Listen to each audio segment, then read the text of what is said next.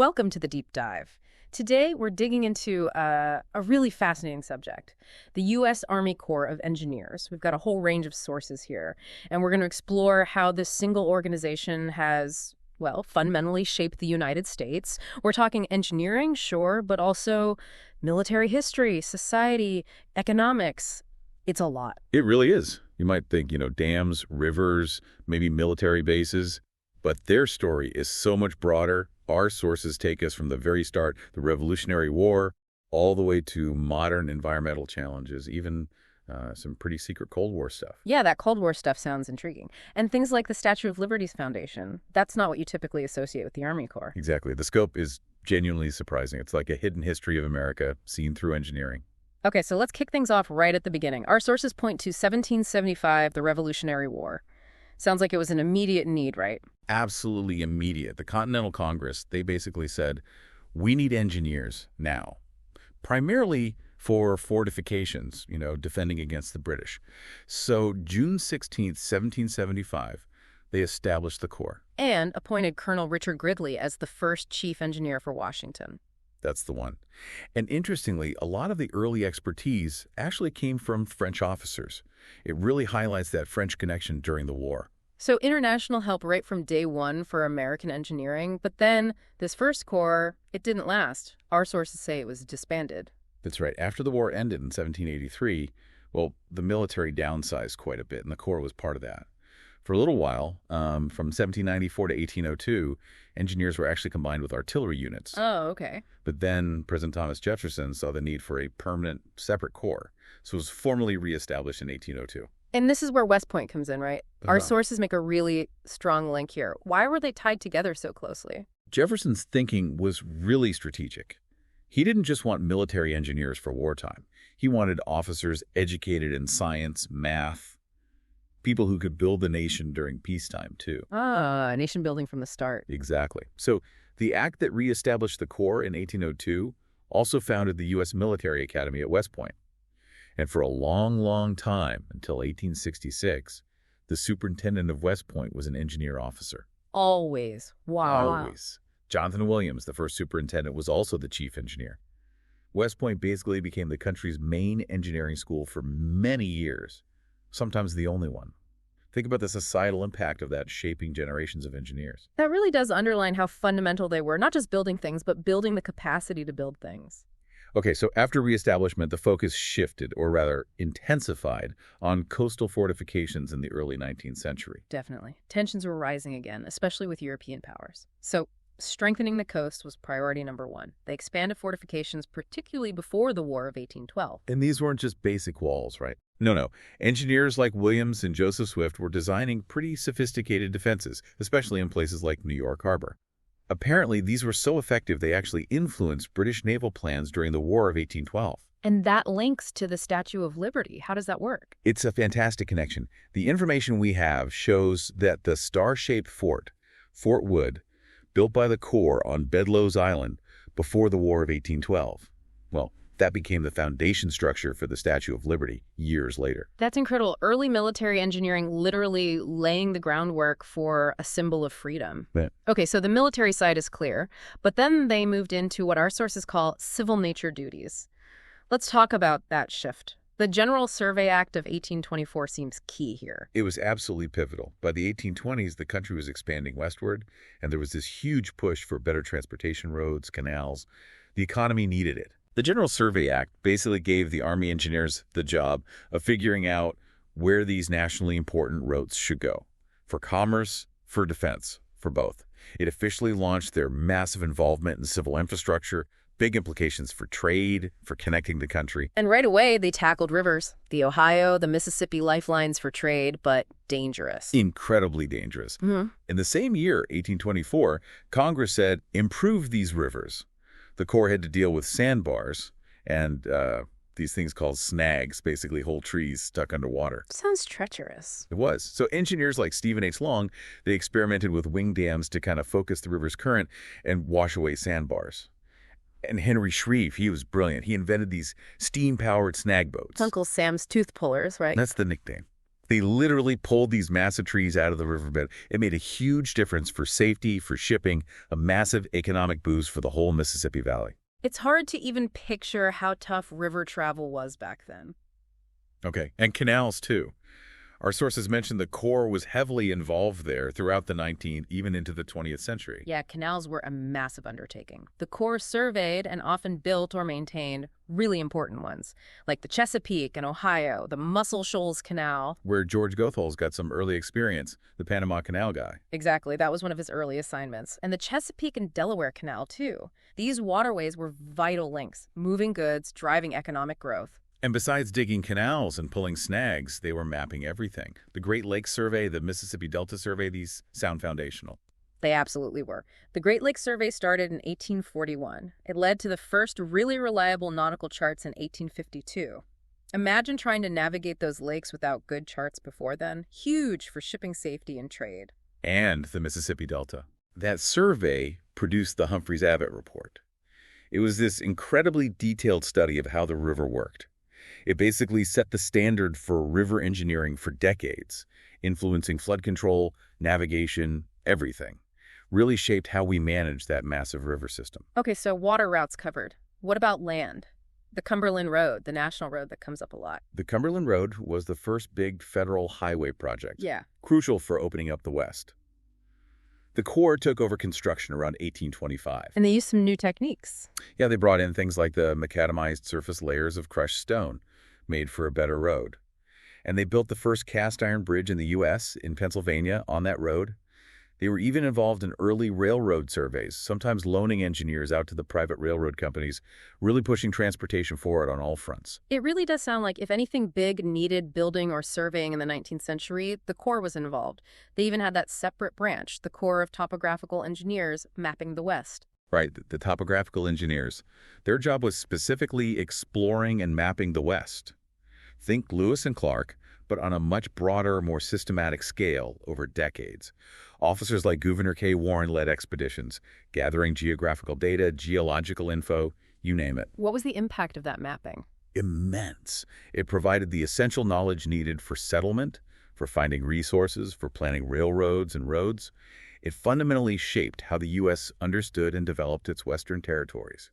They were explorers, map makers, scientists, sometimes even construction managers rolled into one. So we've got military, we've got transportation infrastructure, but the list keeps going. Our sources mention building customs houses and marine hospitals for the Treasury Department. That seems unexpected. It does, doesn't it? But it shows the level of trust other parts of the government had in the Corps' ability to just get things done. Project management, planning, execution, they had the skills, so they got tapped for all sorts of public work. And lighthouses, too. Along the coasts and Great Lakes, that sounds incredibly dangerous work back then. It absolutely was. From about 1831 to 1851, engineer officers were often directly building these lighthouses, often in really hazardous spots. Then, after 1852, they took on even more responsibility, serving on the Lighthouse Board, overseeing design and construction, vital for safe shipping, which meant vital for the economy. Okay, let's bring it inland to Washington, D.C., the nation's capital. Their fingerprints are all over its early development, it seems. Bringing spring water to the White House in 1822, that's pretty fundamental. It really is. Isaac Roberdeau, a topographical engineer, handled that. And later, Lieutenant Montgomery C. Meigs designed the whole mid-19th century water supply system for the city. Including the Cabin John Bridge. Exactly, which was the longest masonry arch bridge in the world for over 40 years. And get this, from 1867 onwards, the Corps actually managed public parks and monuments in D.C.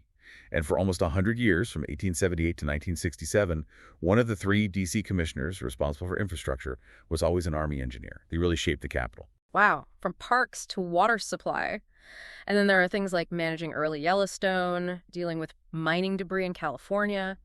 It's just everywhere. It really is. Hiram Chittenden's work in Yellowstone tried to balance preservation with access, even back then. And the California Debris Commission, set up in 1893, tackled huge environmental problems, from hydraulic mining washing sediment into rivers. It choked navigation, caused flooding, a major issue. And we already mentioned Goethals and the Panama Canal link. That experience within the Corps was clearly crucial for him later on. Absolutely. That kind of large-scale project management experience was invaluable. Sources also mention joint work with the Navy on lighthouses, the lake survey charts, a lot of interagency stuff.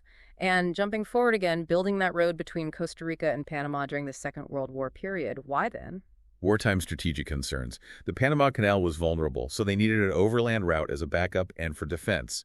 It shows their global reach and adaptability during conflict. And then supporting NASA from the 60s, Yeah. building things like the Manned Spacecraft Center, Kennedy Space Center. Right. Major engineering support for the space race, and huge international projects, too, like planning and building King Khalid military city in Saudi Arabia in the 70s and 80s. That was a massive undertaking. Okay, let's talk about some pure engineering muscle. That Hellgate project in New York's East River, removing hazardous rocks, sounds difficult. Incredibly difficult and dangerous. Hellgate was this notoriously treacherous channel, a major bottleneck for shipping into New York. Starting in 1851, under Major General John Newton, they spent decades clearing it. How did they do it? It involved really skilled miners, Cornish miners actually, using steam drills underwater. The culmination was the flood rock explosion in 1885. They packed it with 300,000 pounds of explosives. Oh. It was the biggest controlled explosion the world had seen up to that point. It dramatically deepened and cleared the channel. A huge feat. Okay, shifting back to wartime roles. The Second World War seems like a period of massive expansion for their construction duties. It was enormous. In 1941, they took over all military construction for the Army, including the rapidly expanding Army Air Corps. This was previously the Quartermaster Department's job. And they weren't experts in everything initially, like airfield pavements. Apparently not initially, according to our sources. It was a new challenge, but they ramped up incredibly fast. They oversaw this unbelievable boom in construction bases, factories, depots, and of course the Pentagon. Just mind-boggling scale. And overseas, too. The Alaska Highway in 42, building that in, less than 9 months? Yeah, 1,700 miles through incredibly remote and difficult terrain in under 9 months. It's legendary. Just pure determination and logistics. And they built crucial roads, airfields, and ports in the China-Burma-India theater, too. Vital work. And Vietnam. More base building, ports, roads, often under direct fire. Yeah. And let's not forget crossing the Rhine in 1945. Building those temporary bridges was critical for the final push into Germany. And then there's the Manhattan Project. Their role was secret then, but absolutely vital. Utterly critical. They built the massive, complex facilities needed for uranium enrichment at Oak Ridge, Tennessee, and for plutonium production at Hanford, Washington. Without the Corps' engineering and construction management, the project likely wouldn't have succeeded on its timeline. It really shows their capability for tackling the most complex, sensitive, high-stakes projects imaginable. Huge societal and geopolitical consequences flowed from that work. Our sources also touch on Confederate engineers during the Civil War, using enslaved labor, developing trench designs. Right. Confederate engineers made significant contributions, too, designing fortifications, like the zigzag trench patterns. They often worked with fewer resources than their Union counterparts. And the reliance on enslaved labor for these projects is a crucial and sobering part of that history, highlighting the deep connection between engineering, warfare, and the social structures of the time. Okay, moving into the Cold War. Things got weird. Project Iceworm in Greenland. That sounds wild. It really does sound like something from a spy novel. It was this top-secret plan to build mobile nuclear missile launch sites under the Greenland ice sheet. Under the ice? How? Well, the public face of it, the cover story, was Camp Century. This was presented as an Arctic research station, also built by the Corps, and it was even powered by a portable nuclear reactor, the PM-2A.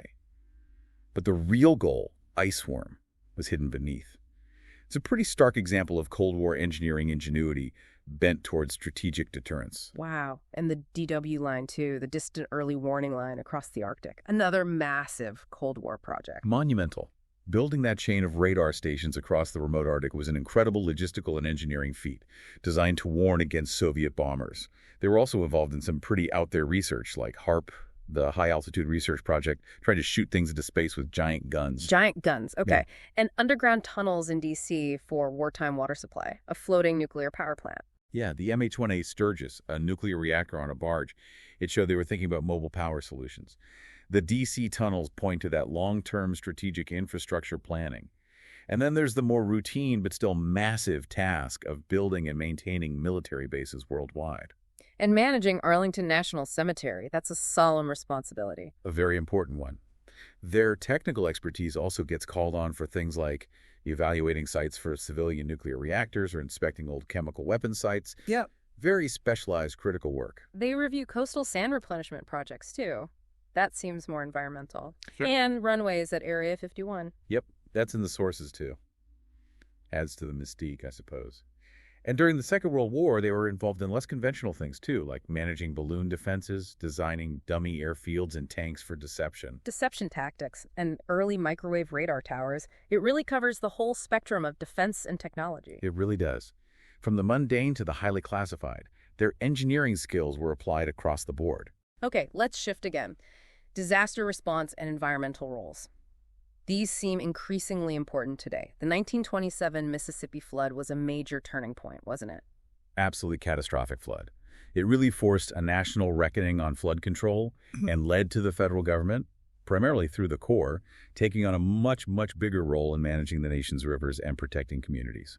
And that role continues today, obviously. Hurricane Katrina in 2005 is another huge example, though also one where they faced heavy criticism. Right. Katrina highlighted both their massive disaster response capability, deploying resources, providing emergency water, setting up temporary hospitals, but also brought intense scrutiny because of the catastrophic failures of the levee system in New Orleans, which they were responsible for designing and overseeing construction of based on congressional mandates like the Flood Control Act of 1965. That failure led to a lot of soul-searching lawsuits. It did.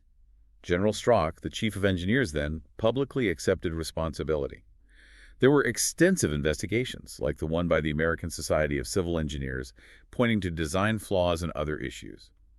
It triggered major reevaluations of levee safety standards and intense debate about flood protection responsibilities. Lawsuits were complex, partly due to legal protections granted by the Flood Control Act of 1928. And their environmental role goes beyond flood control. Wetlands permitting under the Clean Water Act, that sounds complicated and probably controversial. Extremely complex. Defining what counts as a wetland, balancing development pressure against environmental protection. It's a constant source of debate and legal challenges. Beach renourishment projects also stir controversy. They're expensive, and there are questions about their long-term effectiveness and environmental impact. But they're also involved in major restoration efforts, like the Everglades. Yes. The Everglades Restoration Plan is a huge, multi-decade project where the Corps plays a central role, trying to undo past environmental damage and restore a vital ecosystem. It shows that shift towards proactive environmental engineering. And their research arm, the ERDC, is looking at some really futuristic stuff. Floating cities, autonomous robots. Yeah, the Engineer Research and Development Center does some fascinating work. They explore everything from using natural systems like beavers and wetlands for flood control, to developing materials for building in extreme cold, to modeling climate change impacts on infrastructure, and yes, even concepts like floating cities and robotics. One last area that might surprise people, cultural and historic preservation. They employ archaeologists, work with tribal nations. It's a significant part of their responsibility. Because they manage so much land and undertake so many large projects, they inevitably encounter historical and cultural sites. They have archaeologists on staff, and they're legally required to consult extensively with tribal nations about Native American sites, burial grounds, artifacts, repatriation. It's a complex but crucial role. Along the Missouri River alone, they work with over 50 tribes. They also maintain things like the National Levee Database, map river bottoms. Even some of their own projects are UNESCO sites now. That's right. Parts of the Panama Canal, the Alaska Highway. Their engineering legacy is, in some cases, recognized globally. Okay, so wrapping this all up, it's just undeniable. The Army Corps of Engineers has been and still is just woven into the fabric of the United States. Military, economic, social, environmental, their impact is immense. It truly is. And what stands out is that constant evolution. From revolutionary forts to, climate change research and spaceports, the surprising bits of Statue of Liberty Link, Project Iceworm, Area 51, managing Yellowstone, they really drive home just how varied and deep their involvement has been.